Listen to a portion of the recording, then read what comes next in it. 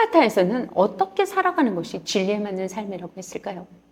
부처님께서 말씀하신 최초의 경전이다 보니까 부처님 설명 그대로를 많이 적혀 있다고 저는 생각합니다. 자, 진리에 맞는 삶은 어떻게 말씀하셨을까요? 자, 올바른 생활, 구도자적인 삶, 이것이야말로 가장 값진 보석이 아닐 수 없다. 올바른 생활, 여러분들은 올바른 생활을 뭐로 생각하십니까? 올바른 생활, 여러분들도 알고 계시지 않습니까? 우리 대다수 알고 있어요. 많은 부분을. 우리가 잘못된 생활, 그러면 그렇게 살면 안 되지. 우리 대다수 이런 말 합니다. 올바른 생활을 하시는 분은 아이고 저런 분은 법 없이도 살 사람이에요. 옛날 분들은 이렇게도 말씀하셨습니다.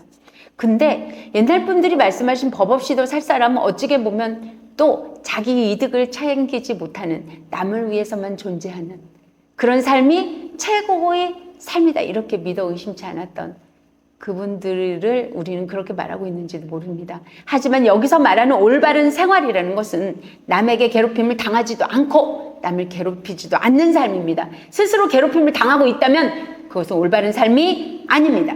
자, 구도자적인 삶. 구도자. 내가 정말 지금 이 어떻게 하는 것이 자리가 되고 이타가 될 수 있는지를 생각하셔야 됩니다. 이 세상이 어떻게 돌아가는지 아셔야 됩니다.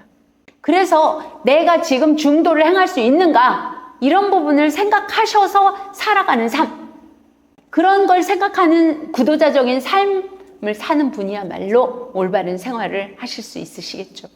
이것이야말로 가장 값진 보석이 아닐 수 없다.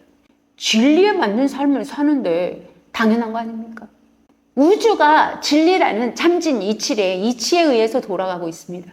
그 이치라는, 우리가 정말 이익이 오는 이치란 말입니다.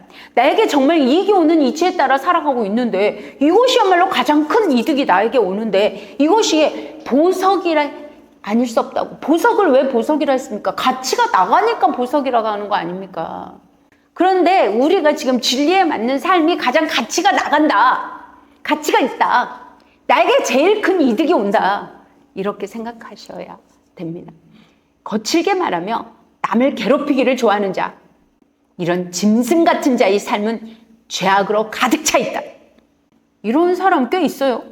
쥐는 그래도 되는 줄 알고, 쥐는 그래도 벌받지 않는 줄 알고. 그런 일은 없습니다. 어떤 누구라도, 이 세상 어떤 누구라도 거칠게 함부로 말하며 남을 괴롭히는 자는, 남을 괴롭히기를 또 좋아까지 해, 이런 자는 죄악으로 가득 찼기에 그 죄악이 그 몸에 꽂혀서 반드시 악도에 떨어질 것입니다. 세월이 갈수록 불어나는 것은 그 자신의 더러움이다. 죄악을 행한 것만큼 그 몸에 꽂히고 맺혀서 그 몸 자체가, 그 에너지 자체가 더러움으로 정말 버글버글한 겁니다. 그 옆에 가기만 해도 그 더러움의 모습이 그대로 드러나게 돼 있습니다. 언제나 말싸움하기를 좋아하며 어리석음으로 뒤덮여 있는 사람은 아무리 진리를 갖춰줘도 그걸 이해하지 못한다. 네, 그렇죠. 자기가 말싸움하고 싶어서, 시비 붙고 싶어서, 자기는 옳고 넌 잘못됐어 라고 말하고 싶어서, 악플도 이것 중 하나입니다. 저에게도 악플 달립니다. 도대체 왜 그러는지. 아니, 어리석음으로 자기 스스로 뒤덮여 있다는 생각은 추워도 하지 않나 봅니다. 저는 20년 가까이를 닦고 있습니다. 20년 가까이 저처럼 하루에 몇 시간씩 닦고 나서 말씀하시기를 바랍니다. 그리고 나서 한번 제대로 얘기해보자 라고 저한테 청하시길 바랍니다. 말싸움하기를 엄청 좋아하는 사람이 있어요. 자기 스트레스 풀려고 말싸움하나? 이런 생각까지 듭니다. 말싸움하기를 좋아해서 자기가 맞다고 우겨대는 거야, 뻑뻑. 자기 잘못은 추호도 인정하고 싶어 하지 않으면서. 이래서 이 어리석음으로 뒤덮여 있는 사람은 진리를 알려줄 필요도 없어요. 받아들이고 싶은 마음이 티끌도 없으니까요. 그는 또 그 자신이 깨끗한 마음을 휘저으면서 무지, 없을무, 알지, 지금 알지 못한다. 그러니까 자신의 마음 밑바닥에 있는, 다스리려고 하고 누구나도 부처가 될 수 있는 마음, 불성을 가지고 있는 그 마음을, 그 깨끗한 마음을 다 휘집어서 자기가 알지 못하는 마음 때문에, 알고자 하려고도 하지 않는 마음 때문에 저 어둠 속으로 빨려 들어가고 있다.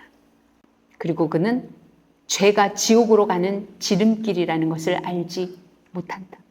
자신이 그렇게 말싸움하기 좋아하고 어리석음을 뒤덮여서 자신의 그 죄가 자신의 불성의 마음을 어지럽히고 더럽혀서 더럽힌 만큼의 지옥으로 지금 끌려가고 있는 것을 알지 못한다 라고 볼 수 있습니다.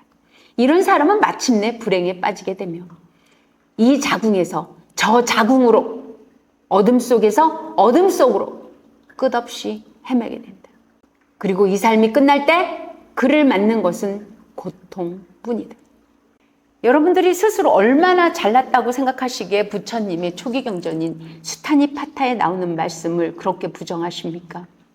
스스로 저보고 너 그렇게 잘났냐? 뭐 이렇게 댓글이 달려있다고요. 네, 전 잘난 게 아니라 제가 20여 년 가까이, 아니죠, 20년 좀 못되게 닦아온 걸 말씀드리고 있는 것 뿐입니다. 잘나고 못난 게 아니라 제가 닦아서 이것이구나 라고 체험하고 겪고 알게 된 그것을 지금 말씀드리고 있는 것이지 잘났다고 말씀드리는 게 아닙니다.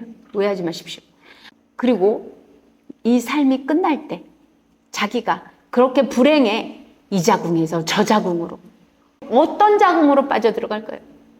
스스로 한번 생각해 보세요. 어떤 자궁 속으로 빠져들어가겠습니까? 스스로 맺어놓은 인연의 자궁 속으로 끌려 들어가겠죠. 그러니 우리는 내가 그냥 태어난 게 아니라는 사실을 아셔야 됩니다. 지금 우리는 자기 업보에 의해서 그렇게 부모도 모든 업보에 의해서 결정되어지고 있다. 자기 과보로 결정되어지고 있다. 그리고 우리 인간의 삶이 끝날 때, 그때는 인간의 과보가 끝날 때는 그 다음에 가는 것은 고통밖에 없다 라고 말씀하고 계십니다. 지장경에 이런 말씀이 나옵니다. 여러 가지 과보를 받은 다음에 축생의 과보든 뭐 인간에서도 정말 힘든 과보를 받는 그 과보가 끝나면 지옥으로 빠진다. 그렇게 지옥으로 빠지지 않는 방법은 오로지 진리를 알아서 대오각성하는 것만이 스스로 그런 고통의 악도에서 벗어나는 길입니다. 구독과 좋아요는 저에게 큰 힘이 됩니다. 감사합니다.